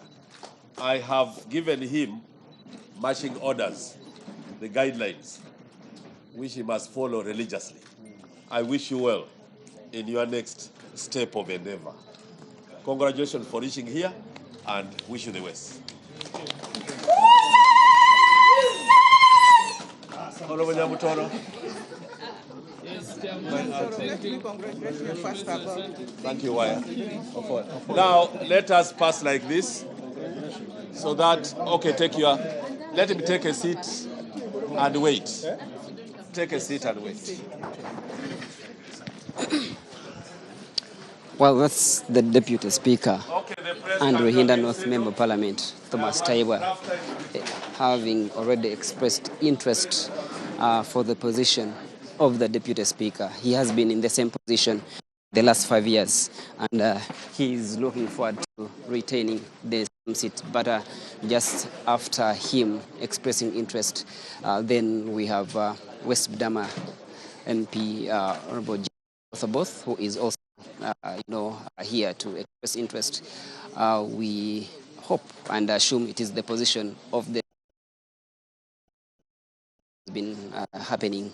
He had been endorsed by PLU to take on the position of the Speaker. From his Thanksgiving, the information was given by the PLU Secretary General, David Kabanda, who said he initially had been endorsed by the President, saying that he takes on the position of the Speaker. Of course, we know that the incumbent, Anita Mong, did, according to Dr. Tango Doi, write to SEC and told them that she was never going to stand again for the position of the Speaker. And of course, that explains why we are here. And we were told that explains why they had to change the stand and allow everyone that was interested in the position to come here and express interest. And of course, thank you. That is, of course, what is happening now is I have received a letter of expression of interest for the office of the Speaker of the 12th Parliament of the Republic of Uganda from Honorable Jacob M. Oboth, MP, West Budama Central County Constituency. I have also now given him the rules, guidelines to follow religiously. And I'm handing over this file to you because there's some face that is most important here. Work with him if you succeed.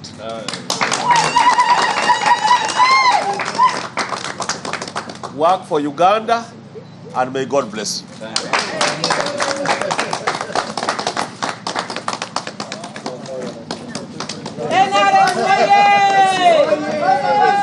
Make some noise.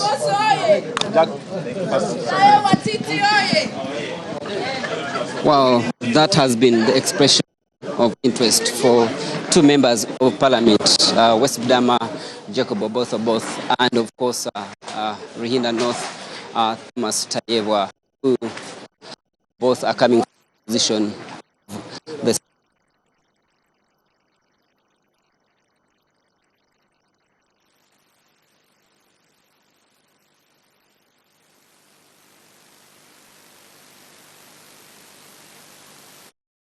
Disturbed that who is this man who likes the president like that? Right there we see the declaration of Honorable Jacob Oboth as Speaker of Parliament, and that he did come through in the same fleet with Honorable Thomas Taiwa to express interest as Deputy Speaker. So far, the position of Deputy Speaker has attracted 3 candidates this morning. Well, what will happen at the end of the day, we'll see how many come through. 2 females, members of Parliament, Honorable Catherine Lamwaka, woman member of Parliament for Moro District, and also Honorable Rose Obiga, woman member of parliament for Terego have already expressed interest. Honorable Jacob both and Honorable Thomas Taiba came in the company of members of PLU, the Patriotic League of Uganda, and their General Secretary, Honorable David Kabanda, and other members of parliament who came through to support. Wait to see how the day goes through. Final thoughts, Honorable Ojara Mapenduzi. You're electing the speaker on Monday. What are your expectations after SEC has guided? Whatever is going on is good, very good. There was an impression created that the NRM had not provided a fair ground for people to express their interests. And I'm happy this is going on. What we wait to see is the selection processes. That will be decided upon by SEC. And when we meet tomorrow as the caucus, we will definitely, by end of day, have two candidates, one for speaker and one for deputy speaker. If you ask who I would support, my answer is obvious. Who SEC will guide with? I will support OO, or both. Okay. For obvious reasons, and I've explained that. And so I want to wish him well. And for deputy speakership, I will support TT. Okay. I also want to wish him well. Your mind is clear on that? Yeah, very clear. Okay, let's listen in on some of the few comments from Honorable Thomas Taiba, who has just expressed interest. Honorable gentlemen and ladies of the media, only 2 or 3 questions, not about campaign. Well, honorable, they are already saying. Allow me to just say this. Okay. Well, we will just listen in. That I have submitted my expression of interest for the position of Deputy Speaker as per the call that came from the party last night. I have been given guidelines, which guidelines require me not to go into issues of campaigns and all that. My reasons for standing, I have put them in my expression of interest, and the Central Executive Committee of the party is going to assess based on that. Once I'm given an opportunity, I'll go ahead and I represent the party. I'm ready to abide by whatever resolution comes from the Central Executive Committee of the party. Whoever the party chooses as a candidate, I will 100% support and give my all. I also pledge to support whoever becomes the Right Honourable Speaker. And it is very, very important for the deputy to ensure that they support the principal. So I'm ready to give all that kind of support that will be necessary, both as a candidate, but also after winning, because I'm 100% sure that the NRM candidate is going to be voted the Speaker come Monday. I thank you. Ndi musanyufu nnyo kubanga maze kuteekayo ebiwandiiko byange nga nziramu neesimbako ku bwa Deputy Speaker wa Parliament. Nga pate bwe yasabye egyo ntabaagala bonna bateekemu. Nze kyange ensonga zange kubanga ekibiina kyatusabye teri ku campaigninga n'akatini. Kati bwe ntandika kugamba nti ngenda kora kino, ngenda kora kino, ngenda kora kiri, awo mba ngenze mu campaign ate nga banganye kukora ebyo. Ensonga zange naziteese mu kiwandiiko mu bbaruwa gye nawandiikidde ekibiina. Mmanyi nti bwe mba successful nja kufuna obudde n'enzira mbukulira bulungi. Naye ekirala, Deputy Speaker oteekwa kutambula ku Speaker. So sinza kugamba nti nze naze ne plan yange nga Deputy Speaker. Nteekwa kulinda anaabeera Speaker yena turabe vision gy'alina ng'omukulu, then nze ndabe bwe supportinga oba bwe contributinga mu kulaba nti emirimu gye etambula bulungi. So nze manyi nti candidate wa NRM ajja kuwangula obwa Speaker. Ate manyi candidate wa NRM ajja kuwangula obwa Deputy Speaker. So kyonna SEC kye naasalamu nja kugenda nakyo 100%. Bwe banoonya nze nja kusanyuka. Bwe banoonya omulala nja kumusanyukira. Ate muwagire kulaba nti ekibiina kyaffe kitwala ey'entebe. I'll give you Honorable, you have already expressed. Let's start from there. Well, you've all witnessed today the submission of expression of interest for the office of the Speaker of the 12th Parliament of Uganda. That has been done very successfully this morning. And we've been given guidelines, as you've heard and you saw, which guidelines I need time now to go and study them and be a better candidate first in the NRM primaries, to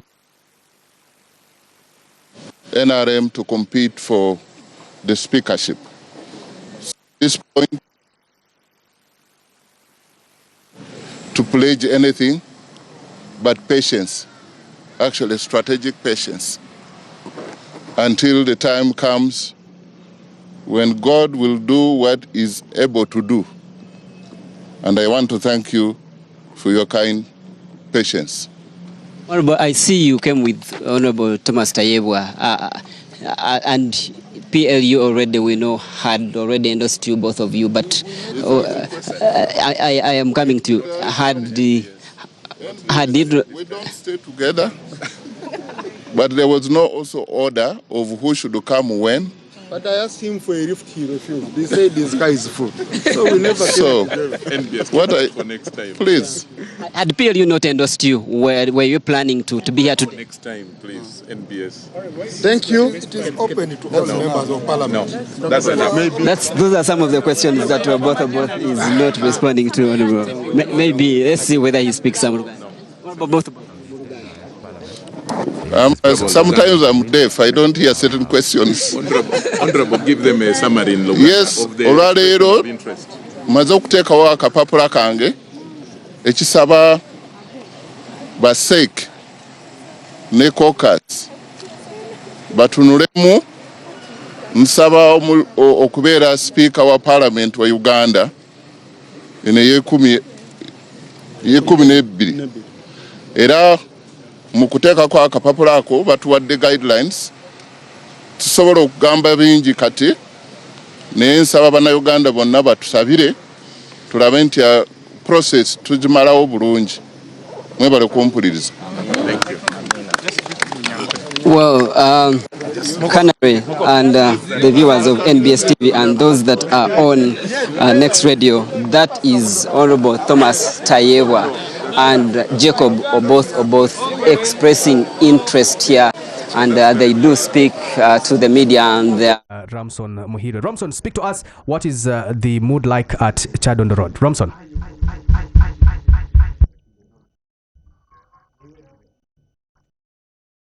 Okay. We'll get to Romson a little bit later, but that is the fleet that did carry Honorable Jacob Oboth. He's been Minister of Defense and Veteran Affairs. He did come through with Honorable Thomas Tayebwa in the same fleet. He did arrive at the same time, but in the company of members of Parliament, but also those that do subscribe to the Patriotic League of Uganda, including their Secretary General David Kabanda, and it's right there. Well, yet to monitor, understand who exactly is going to express interest in the speakership race or position. For now, it's only one candidate, Jacob Oboth. The Central Executive Committee yesterday that did sit, there was conversations on the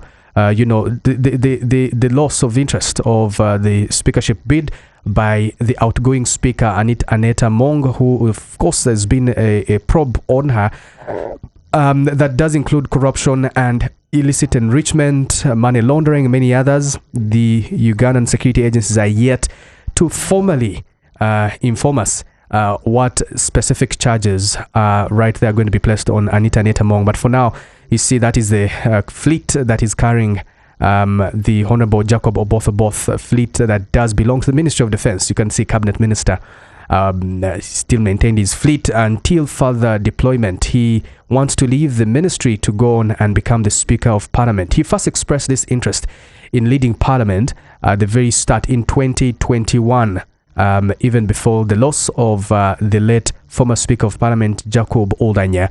And Jacob Otto says he's been waiting in line to eventually run for speakership, and now he comes through after endorsement of members of parliament of the NRM, but also those that do subscribe to the Patriotic League of Uganda. Patriotic League of Uganda is a pressure group inside NRM headed by the Chief of Defense Forces, CDF General Mhoz Kainerugaba, and it does go on to endorse two people, Jacob Otto for speakership and Thomas Tayebwa for deputy speakership. For now, like I said earlier, the endorsement does carry a lot of weight.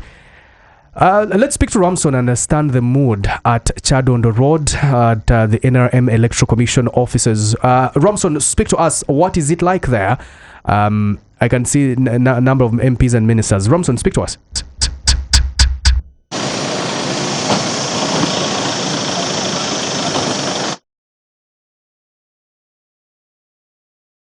Fleet of cars or vehicles that accompanied Thomas Tayebwa, the former Deputy Speaker of Parliament, and of course former Minister of Defense, Honorable Jacob Otto, that had come here to express interest in two positions, the Deputy Speaker and the Speaker of Parliament, respectively. They have already finished expressing interest, and what they are doing just now is to exit the gate.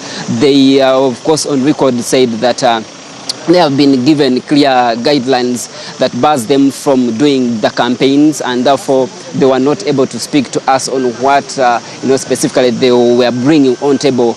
They did decline to officially put a comment and put on table what they are bringing on, but they are saying that they are all ready and waiting and counting on the SEC decisions, and they, of course they hope SEC will endorse them, but their commitment is to support what SEC decision will be, and of course whether it is them or someone else, they are of course ready to go with that particular person. But of course we know that these two came in together, but we also know that they had initially been endorsed by NRM's pressure group, Patriotic League of Uganda.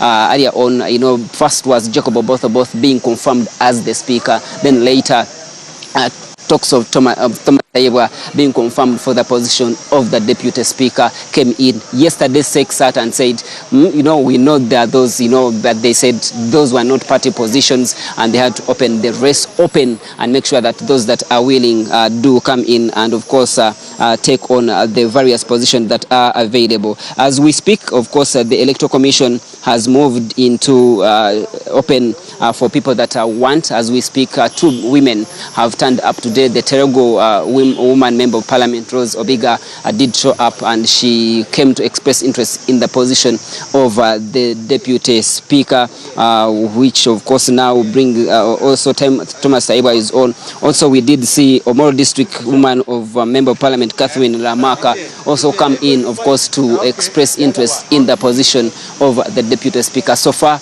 the position has attracted 3 people as we speak, but of course we also know that there are some other people that are also likely to come in. I know of Mary Kamuli Kutesa, of course, who is a member of Parliament, and she has already come out to express interest in the position of the Deputy Speaker. Hopefully she comes in. She if he the Electoral Commission remains open for people that want particularly those positions and want to come and express interest. They yesterday from 5 to 7 and no one showed up, and of course then the exercise resumed today. Already for so far 5 people have showed up, but of course it goes on up to 3 p.m. That's expect the Electoral Commission to close the exercise. Of course, that's according to Dr. Tang Odoi, who is the head of the Electoral Commission. What currently happens here is people are only expressing interest, and there is no one that is going to be officially nominated to go in the race or denominated, to make sure that they are not in the race. The thing is, whoever appears here today is in the race. But of course, what they're bringing here is their CVs, their details, and the expression of interest. Their documents and details will be sent to the Central Executive Committee, which is going to sit tomorrow in the morning at State House before the NRM Parliamentary Caucus sits at 2 p.m. still in the same place at State House, of course, to discuss who will be, of course, becoming the NRM flag bearers for the position of the Speaker and the Deputy Speaker. Dr. Tang Odoi did clearly state that for them, what they are doing is picking people's expressions, and they will be delivering those details to the Central Executive Committee, which will vet and assess people according to their, of course, CVs and, of course, details before they move, to make a decision. And they are saying any decision that has to be made will be made by, of course, the Central Executive Committee. And as we speak, right now we are talking about another candidate who has just come in, and that is Honorable Kamuli Kutesa, who comes to join the race.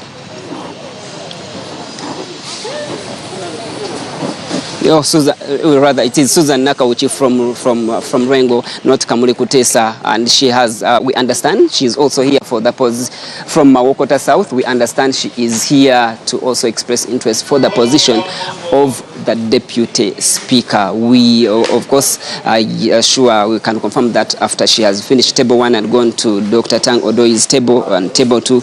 But earlier information that we have gathered was that she is going to be joining the position of the Deputy Speaker. She goes to table 1 to hand in her details, where she is expected to, of course, some of the things that they bring on that table is the CV, which is checked, and of course other documents. Then they are later issued with guidelines on how to go about the race before they are, released. The key clear issue is here is people are not allowed to campaign throughout the whole exercise, and we have been told that is because the Speaker is dragged to the seat. That is another member of parliament who has come to express interest in the position of Deputy Speaker, woman member of parliament, and she is right there having her documents being verified, and later on to have her as announced as a candidate. We don't know whether Speaker or Deputy Speaker. Bukoto South Member of Parliament, right there. She is being handled by the NRM Electoral Commission officers, and wait to see what happens after. By the end of the day, how many candidates, how many Susan Nakauchi, Bukoto South, has arrived, and Mawokota South, I beg your pardon. Mawokota South, Susan Nakauchi right there, and she is having her documents verified, and we do understand that she will be expressing interest in the deputy speakership. A lot of word has been said, especially that this position should be for a female. However, I've seen members of parliament that did come earlier to support or throw their weight behind Thomas Tayewa, who is the outgoing speaker, deputy speaker of parliament. Susan Nakauchi right there having her documents verified. The NRM Electoral Commission offices on Chadondo Road. Wait to see by the end of the day how many candidates will have expressed interest, and then what will the Central Executive Committee tomorrow morning look like. Will it have only one name for speaker and one name for deputy speaker sent through, or will it be a democratic vote sent to the NRM Parliamentary Caucus that will eventually have to carry a flag bearer? What about the other people who had expressed interest? I'm talking about Honorable Lydia Wanyoto. I'm talking about Honorable Persis Namuganza. Will they show up today to express interest? We're yet to see. This follows events of the current ongoing investigation and probe into the outgoing Speaker of Parliament, or former Speaker of Parliament, Anita Annette Among, has been going on since a week ago. Exactly around this time last week on Saturday, security had raided her Nakasero residence, and later on the following days, we saw there was confiscation of assets and luxurious cars that do belong to Honorable Anita Annette Among. She is yet to make the first ever public appearance. She did not attend Central Executive Committee yesterday, despite being number 3 in the line as the second national vice chairperson of the NRM party. She cited ill health. She cited not having fleet to transport her to Entebbe to attend the meeting, but she also cited house arrest, that she's not permitted to move out, but she pledged support for whatever resolution comes out of the Central Executive Committee. We will be monitoring events. Keep it NBS Television, and thank you for tuning in into the Big Talk. We'll be monitoring events. Right now, what you see are live pictures coming to you from Chad on the road. Susan Nakauchi, who is expressing interest in the position of Deputy Speakership. This is the Big Talk.